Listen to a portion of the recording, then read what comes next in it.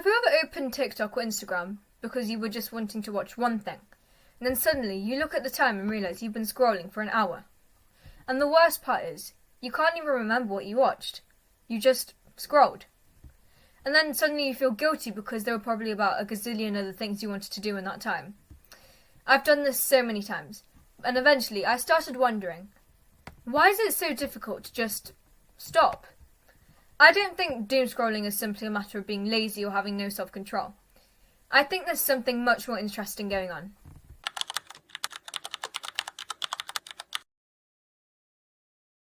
But before we get into why doomscrolling is so bad, let's define what we're actually talking about. The literal definition of scrolling is to move text, images, or pages up, down, sideways on a computer or phone screen to see the parts that are hidden. And that's literally what scrolling is. You move your finger, the screen moves, and you see something that wasn't there a second ago. But then we add the word doom to it. Doom scrolling is essentially when a simple action turns into this endless cycle of consuming content. One post, one video, one piece of information after another, without really deciding when you're going to stop. You scroll because you want to see what's next. And then you see something interesting, so you keep going.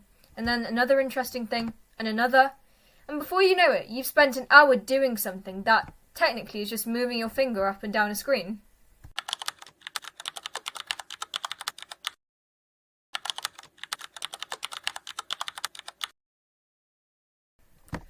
This is probably one of the most reasons I personally found it so difficult to stop.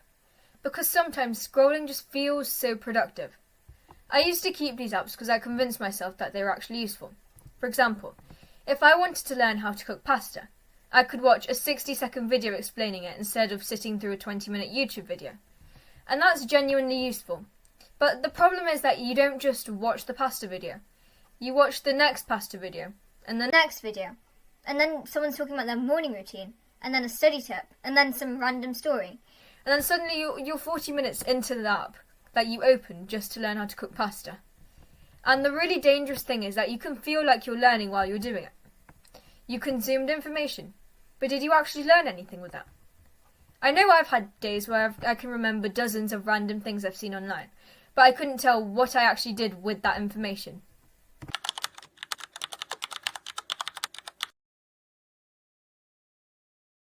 And then there's the algorithm.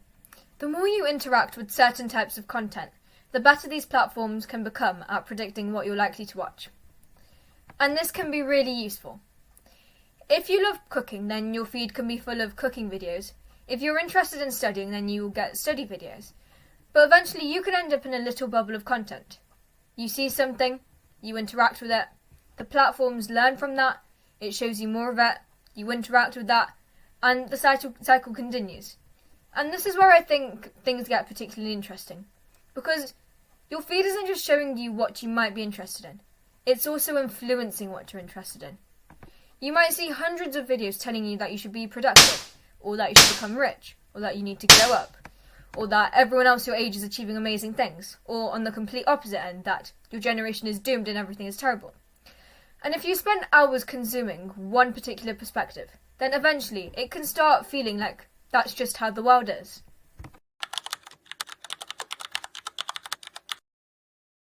And this also leads into something else I find really strange about social media. You can see someone who gets straight A's, someone who's apparently running a business at 17, someone who wakes up at 5 a.m, reads 50 books a year, and somehow has their entire life planned together. And your brain can get a little glimpse of this life. And then you put your phone down, and your own life suddenly seems incredibly boring. I've definitely experienced this. You can spend an hour watching people do things you admire, and weirdly afterwards, you don't feel motivated to do them yourself. Sometimes you feel less motivated, because watching someone else achieve something is much easier than actually sitting down and doing the difficult, boring bit yourself. Watching someone studying an hour isn't studying. Watching someone build a business isn't building a business. Watching someone exercising isn't exercising. And I think that's something we can very easily forget.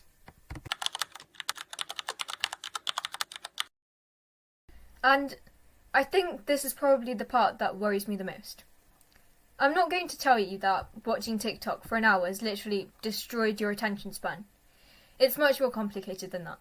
But I do think it's worth asking what happens when we're constantly training ourselves to expect something new every few seconds. Because eventually, normal life can feel incredibly slow. A book doesn't change every 10 seconds. A conversation doesn't have an algorithm feeding you with the most interesting sentence. Learning an instrument doesn't suddenly give you a new exciting reward every few seconds. And doing the difficult work is often boring. And that's the problem. If we're constantly used to instant stimulation, the things that actually require patience can become much harder to start.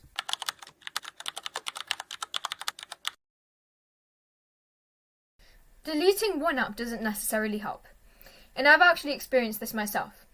I deleted TikTok, and for a while it actually worked. I wasn't scrolling on TikTok anymore. But then I started going on Instagram more, and then started scrolling more and more on Instagram. So I tried to avoid Instagram. But then suddenly Snapchat Spotlight became increasingly interesting. And that's when I realised, maybe TikTok wasn't the problem. The problem was the behaviour. If you remove one app but replace it with another app that does exactly the same thing, you've basically just changed the platform, but not the habit. It's like closing one door and immediately walking through another. And there's another thing I find really weird. You see people joking about having an attention span of 3 seconds. People saying things like, "My attention span is so quick that I can't even watch a movie." And everyone will be like, "For real?" Relatable. Stuff like that. And we will laugh. But when did this become something we're proud of? When did struggling to concentrate become a personality trait? I'm not saying that everyone who made that joke has a serious problem. Obviously not. But I think that sometimes we use humour to normalise things that we actually aren't too happy about. Like not having such a great attention span anymore. So, what are we actually going to do? And I'm not going to tell you to throw your phone in the ocean, because I've tried the whole approach, and for me it definitely doesn't last. So instead, I think the first step is to make yourself less automatic. Before opening an app, ask, why am I opening this? If you actually have a reason, fine. If you don't, then maybe don't open it. You can also make your phone less tempting. Move social media off your home screen. Turn off unnecessary notifications. Set specific times when you check it. And probably the most important thing, replace scrolling with something. Because if you just remove the stimulation and sit staring at a wall, you're probably going to reinstall TikTok within 20 minutes. So instead, you can read, go outside, play an instrument, talk to someone, or honestly, just be bored. Because I think that's what bothers me most about doomscrolling. It's not that every minute spent on your phone is automatically wasted. Social media can be genuinely funny. It can teach you many things, connect you to many people. I've discovered loads of things I genuinely love because of the internet. The problem is when you stop choosing what you consume and the algorithm starts choosing it for you.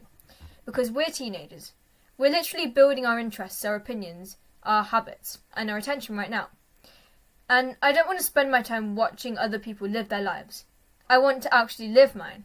So maybe next time you pick up your phone to scroll, just ask yourself, what was I actually planning to do? And if the answer is nothing, then maybe put it down. Thank you for listening.